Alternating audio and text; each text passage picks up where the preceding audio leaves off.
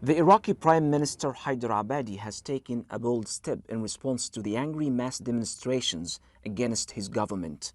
He has announced sweeping reforms, including the elimination of the posts of the 3 vice presidents and the 3 deputy prime ministers, setting up a committee to investigate alleged corruption among senior officials, abolishing financial privileges and perks for senior officials, including himself, and appointing civil servants based on competence, not sectarian background.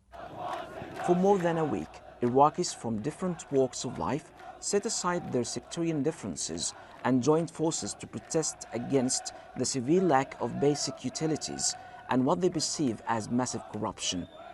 We talked to Iraqis on the streets of Baghdad. They are cautiously welcoming Mr. Abadi's decisions and they expect more from him to put them into effect. The Prime Minister should declare a state of emergency.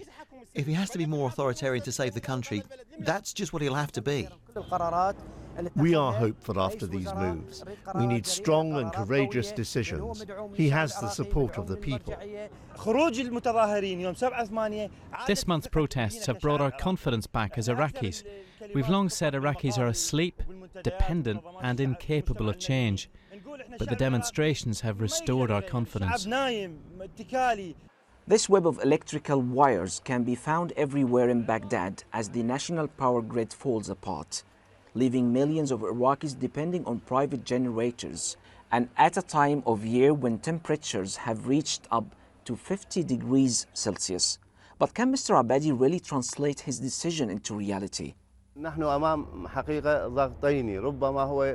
Mr. al-Abadi faces 2 challenges, the constitution and his al-Dawa party colleagues, whose interests will also be affected by what he's proposed.